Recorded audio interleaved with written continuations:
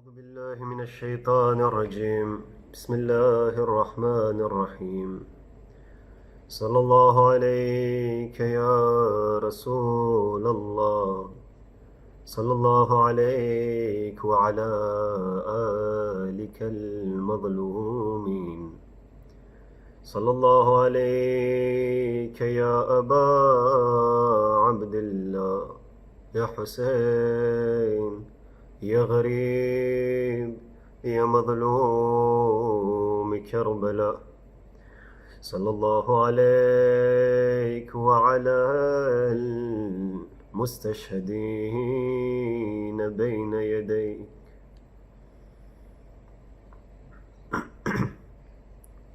Sans aucun doute, nous éprouvons tous de l'amour pour l'imam al-Hussein alayhi salam. Nous sommes tous des azadars de Hussein et nous ressentons tous, sans exception, de la tristesse pour sa tragédie dans nos cœurs. Et nous essayons tous d'extérioriser cette tristesse de la meilleure façon possible pour le petit-fils du saint prophète sallallahu alayhi wa alayhi. Toutefois, extérioriser cette tristesse, commémorer le deuil de Hussein et verser des larmes n'est pas notre seule responsabilité en tant que serviteur et partisan des Ahl al-Bayt alayhimus salam. Car le azadar de Hussein doit avant tout être un partisan entièrement soumis à la wilaya de son imam. Et cette soumission à la wilaya ne se limite pas uniquement à dire que nous l'aimons ou à pleurer pour montrer notre amour pour lui. Certes, tout cela est primordial et c'est très important. Et il ne faut sous aucun prétexte négliger ou délaisser le azadari d'Aba Abdillah. Car sans aucun doute, les larmes sur Hussein ont toujours des effets et des mérites exceptionnels. Les larmes sur Hussein peuvent changer une personne. Les larmes sur Hussein peuvent provoquer une renaissance dans la vie d'une personne. Les larmes sur Hussein peuvent faire tomber les gouvernements injustes. Les larmes sur Hussein ont des effets exceptionnels dans le quotidien de chacun d'entre nous. Mais le simple fait de proclamer notre croyance et notre amour par la bouche est insuffisant aux yeux des Ahl al-Bayt alayhimus salam. Allah dit dans le Coran, sourate 29, verset 2, أَحَسِبَ النَّاسُ أَن يُتْرَكُوا أَن يَقُولُوا آمَنَّا وَهُمْ لَا يُفْتَنُونَ. Est-ce que les gens pensent qu'on les laissera dire nous croyons Amanna, sans les éprouver pratiquement? Il ne suffit pas de dire qu'on aime les Ahl al-Bayt pour que les Ahl al-Bayt nous considèrent parmi les siens. Nous disons sans cesse dans nos ziyaras que nous récitons Inni silmun liman salamakum wa harbun liman harabakum wa waliyyun liman walakum wa aduwwun liman adakum. Oh Hussein, je suis en paix avec ceux qui sont en paix avec vous. Je suis en guerre contre ceux qui sont en guerre contre vous. Je suis l'ami de ceux qui sont vos amis et je suis l'ennemi de ceux qui sont vos ennemis. Mais n'est-il pas irrationnel qu'une personne ose dire « Je suis l'ennemi de Omar et Saad ». Je me désengage de Omar et Saad, mais j'éprouve moi aussi dans mon cœur ce même amour pour le dunya qu'éprouvait Omar et Saad. N'est-il pas inconcevable qu'une personne puisse dire « Je suis l'ennemi de Yazid, je me dissocie, je me désavoue de Yazid, mais moi-même je suis consommateur occasionnel d'alcool comme Yazid ». Quand nous disons « Ya Aba Abdillah, inni yataqarrabu ilayka bimuwalatika wa bilbara'ati min a'da'ik » Oh Hussein, nous nous rapprochons spirituellement de toi par notre soumission à ta wilaya et par notre désengagement de tes ennemis. Nous ne nous désavouons pas seulement de ces ennemis physiquement ou de leur prénom, mais nous nous devons de nous dissocier d'eux dans notre comportement et dans nos actes également. Le prophète n'a-t-il pas dit « Laysa minni man shariba muskira » n'est pas des miens, ne fait pas partie des miens celui qui consomme une boisson enivrante. Et comme vous le savez, le muskir ne se limite pas uniquement à l'alcool. L'imam al-Baqir alayhi salam rapporte du prophète dans le livre Al-Kafi. Il dit « Toute chose qui rend ivre est un muskir. Toute chose qui fait perdre la raison, ne serait-ce que pour quelques secondes, est haram. Ça peut être sous forme liquide, comme de l'alcool, ou sous forme de poudre, sous forme de feuilles, sous forme de drogue. Le prophète dit « La yaridu alayya al-hawd, la wallah. Je jure par Allah que celui qui consomme ce genre de substance ne nous rejoindra jamais au bassin de Kawthar. » Et malheureusement, ces fléaux sont présents dans notre environnement. Et surtout dans l'environnement des jeunes. Les jeunes boivent, les jeunes fument, les jeunes sortent et s'amusent. Et nous les voyons, nous les côtoyons. Ils nous invitent même à faire comme eux. Ne tombons pas dans le piège de Iblis quand il nous souffle ces belles paroles en nous disant que goûter n'a jamais fait de mal. Un petit verre d'alcool n'a pas d'effet sur toi. Un joint ne te fera pas perdre la raison. Rasulallah, l'imam al-Baqir, l'imam al-Sadiq alayhi salam nous disent clairement, et retenez cette phrase, Ma askara kathiruhu faqaliluhu haram. Et retenez bien cette règle, comme je vous l'ai dit, que les Ahl al-Bayt nous ont dit, et nous sommes les serviteurs, les esclaves des Ahl al-Bayt. Que nous disent-ils? Une substance qui rend ivre lorsqu'elle est consommée beaucoup, sachez que sa consommation est interdite, même si on en consomme une toute petite quantité. En d'autres termes, dans le langage des jeunes, même une taffe de cette substance est illicite. Même si cela ne vous fait pas atteindre le stade de l'ivresse, tout type de muskir nous éloigne de l'imam al-Hussein alayhi salam. Et sans aucun doute, ces substances, ces boissons, ou de façon générale, toute nourriture haram a un effet terrible sur notre âme. Le jour de Ashura, l'imam al-Hussein alayhi salam s'adressa au camp de Omar et Saad, les invitant encore et encore au droit chemin. Mais quand Hussein réalisa que ces paroles n'avaient plus aucun effet sur leurs âmes, les paroles de l'imam Ma'soum ne faisaient pas effet sur leur cœur. Voir le petit-fils de Rasulallah assoiffé ne faisait rien à leur cœur. Vous savez pourquoi? L'imam Hussein lui-même leur en a donné la raison le jour de Ashura, quand il leur dit فَقَدْ مُلِئَتْ بُطُونُكُمْ مِنَ الْحَرَامِ وَطُبِعَ عَلَى قُلُوبِكُمْ.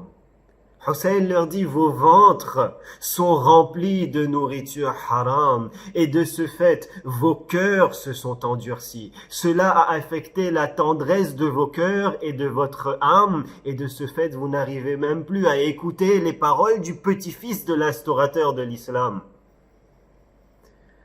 Il est ainsi du devoir et de la responsabilité de chaque azadar de s'interroger durant ces nuits et de se poser les bonnes questions.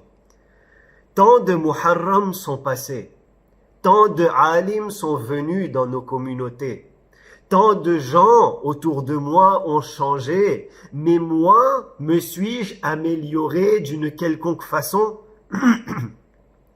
Les paroles de mon imam font-ils effet sur mon cœur? Certes, j'aime Hussein. Certes, j'extériorise mon amour pour Hussein. Mais ai-je songé une minute au fait qu'il se pourrait que Hussein lui-même soit triste à cause de ce que je suis, à cause de mon comportement, à cause de mes actions quand personne ne me voit? Un azadar qui écoute de la musique, alors que le sixième imam dit « Al-ghina'u a'ushun nifaq » il dit la musique est le nid de l'hypocrisie. C'est de ce nid de la musique que grandit le munafiq. Le grand-père de ce Hussein pour lequel nous sommes réunis, le saint prophète de l'islam, nous dit Al-hadithu ma'an nisa yumitul qalb. Parler, papoter avec les filles non mehram tue le cœur. Et celui dont le cœur est mort est maudit par Allah dans le Coran. فَوَيْلٌ لِلْقَاسِيَ قُلُوبُهُمْ. L'imam as-Sadiq alayhi salam dit encore An-nadratu sahmun min siham iblis masmoum. Ce regard que nous posons sur un ou une non-mahram est une flèche parmi les flèches empoisonnées de Iblis. Et il ne s'agit pas uniquement du regard dans les rues, dans les plages, non. De nos jours, cette bassesse est à portée de tous et elle est accessible à tout le monde. Car même sur les réseaux sociaux les plus répandus aujourd'hui, sur lesquels chaque jeune a un compte, ô combien il est facile de se laisser influencer et de tomber dans ce piège, même inconsciemment. Ô Allah, tu m'as accordé ces yeux, nous le disons dans le Doua Arafat, enseigné par l'imam Al-Hussein. Ô Allah, tu m'as accordé ces yeux de sorte à ce que je les utilise à bon escient, dans ta soumission. Ô Allah, comment vais-je me présenter à toi avec ces yeux alors que je les ai utilisés dans ton entière désobéissance? Et cela va dans les deux sens. De la même façon qu'il est de notre devoir de faire attention à ce qu'on regarde. De cette même façon, il est de notre devoir de faire attention à ce qu'on montre aux gens, dans notre façon de nous habiller ou à travers les photos que l'on publie. Car que l'on le veuille ou non, aujourd'hui, Azadar de Hussein et de Zainab, nous sommes les représentants de Hussein et de Zainab dans la vie de tous les jours. Certes, et sans aucun doute, nous sommes des amoureux de l'imam Al-Hussein. Cependant, très chers frères et sœurs, cet amour doit être réciproque. Ce qui compte, ce n'est pas si nous aimons les Ahl al-Bayt. Oui, c'est un bienfait immense que d'aimer les Ahl al-Bayt, et ce n'est pas donné à tout le monde. Mais ce qui compte réellement, c'est de voir si les Ahl al-Bayt nous aiment en retour. Et comment savoir si les Ahl al-Bayt nous aiment? Comment savoir si l'imam Al-Hussein est satisfait de nous? Le Coran nous en donne la réponse. Sourate 3, verset 31. Qul in kuntum tuhibbuna Allah fattabi'uni yuhibbukum Allah. Allah dit au prophète, dit aux musulmans, et Hussein est l'héritier de ce prophète. Allah dit au prophète, dit aux musulmans, si vous aimez vraiment Allah, alors obéissez-moi, obéissez au prophète, obéissez aux ordres des Ahl al-Bayt, yuhbibkumullah. Allah vous aimera à son tour. Le prophète vous aimera à son tour. Les Ahl al-Bayt seront satisfaits de vous. Vous souhaitez savoir si vous faites partie des vrais amoureux de Hussein? Vous souhaitez savoir si Hussein vous aime? Alors regardez comment vous réagissez face aux ordres et aux interdictions de Hussein. L'imam al-Baqir alayhi salam dit Man kana lillahi muti'an fahuwa lana wali wa man kana lillahi 'asiyan fahuwa lana adu. Celui qui obéit à Allah est notre ami, et celui qui désobéit à Allah fahuwa lana adu. Il est notre ennemi. De la même façon que le jour de Ashura, Hurmala était l'ennemi de Hussein, l'imam al-Baqir dit, celui qui désobéit volontairement à Allah est notre ennemi, nous les Ahl al-Bayt. Ainsi, pour atteindre ce stade et mériter cet honneur que d'être appelé un Husseini, il ne suffit pas de croire globalement en l'imam al-Hussein et en sa tragédie. Mais il faut mettre en pratique les ordres de Hussein. Il faut se soumettre de façon inconditionnelle aux souhaits de notre imam. Et nous développerons cela demain, Inch'Allah. Et c'est cette soumission que l'imam al-Hussein recherche. C'est cette soumission qui était la clé de la réussite de tous les compagnons de Hussein à Karbala. Et ce soir, nous sommes réunis pour commémorer la tragédie du maître de la soumission et de la loyauté. L'exemple le plus pur que l'on puisse présenter d'un partisan entièrement soumis à la wilaya de son imam. Quand l'imam Zaynul Abidin alayhi salam dit Inna li'ammi al-Abbas 'inda Allah manzilatun yaghbituhu jami'u ash-shuhada.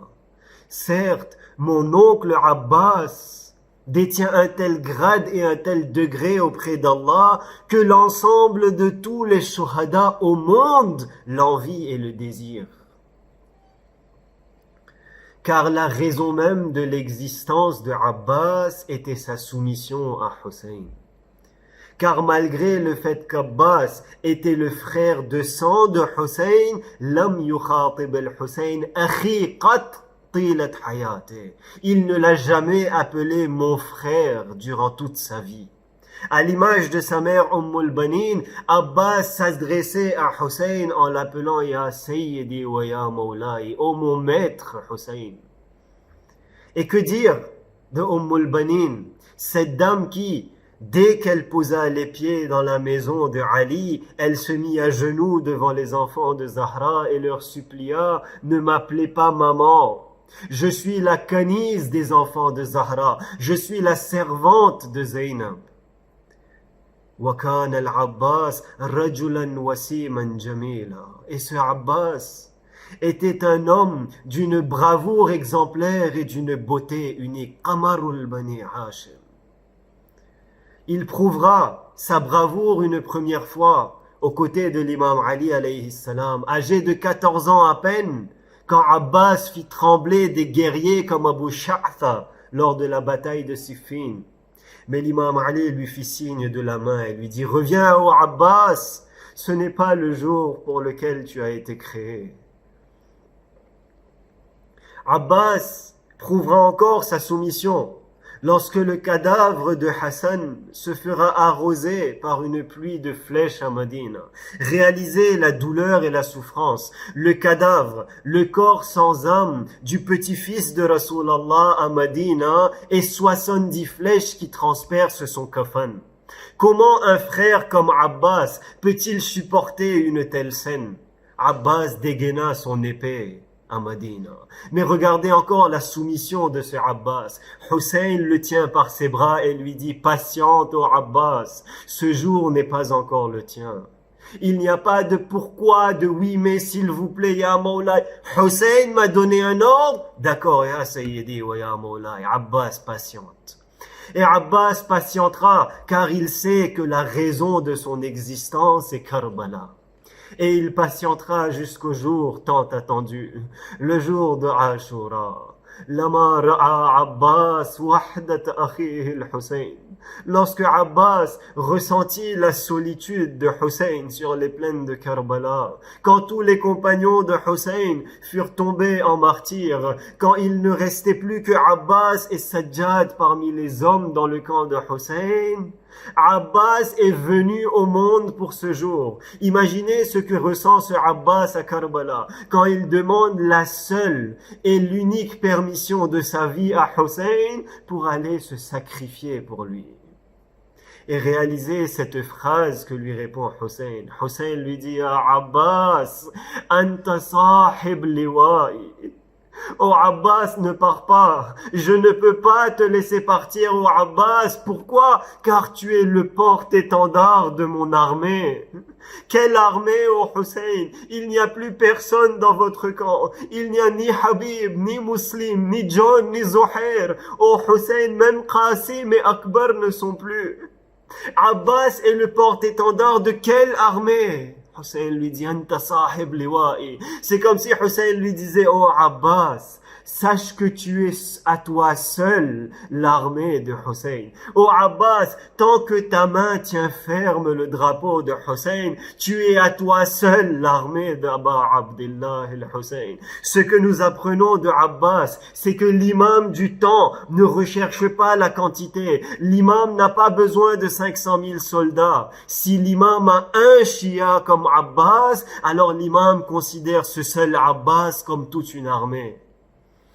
Mais que je sois sacrifié pour la soumission de Abbas, lorsque Hussein lui refusa le droit du combat. Toute une vie s'écoula à attendre le jour de Ashura et Hussein dit non à Abbas. Abbas range son épée, baisse le regard, la main sur la poitrine soumis au choix de son imam. Quand soudainement, Des voix s'élevèrent du khayma des enfants.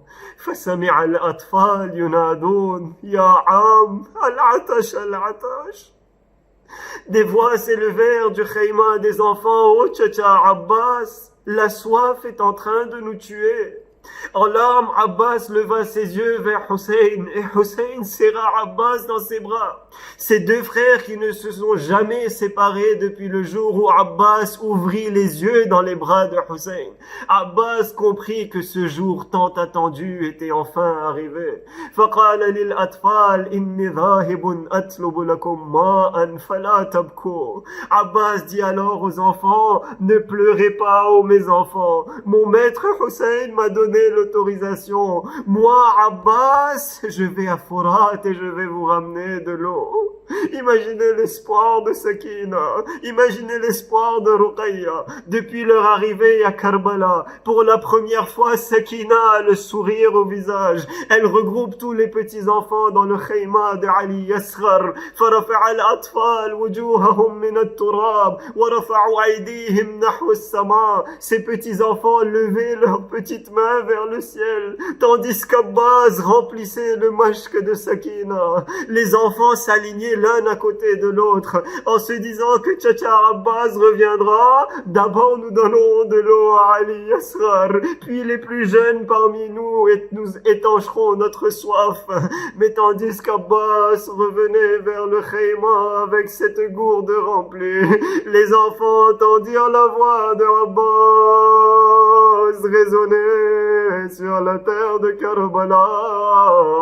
Alayka minni salam ya sayyidi Aba Abdallah. Les enfants sortirent tous du khayma. Que voit-il? Au loin, ils voient Hussein qui est en train de se jeter au sol de Karbala. Il pose la tête de Abbas sur ses genoux, les deux bras de Abbas mutilés sur la terre de Karbala. Une flèche dans son œil droit, une flèche dans sa poitrine, une flèche transperça le mashk de Sakina.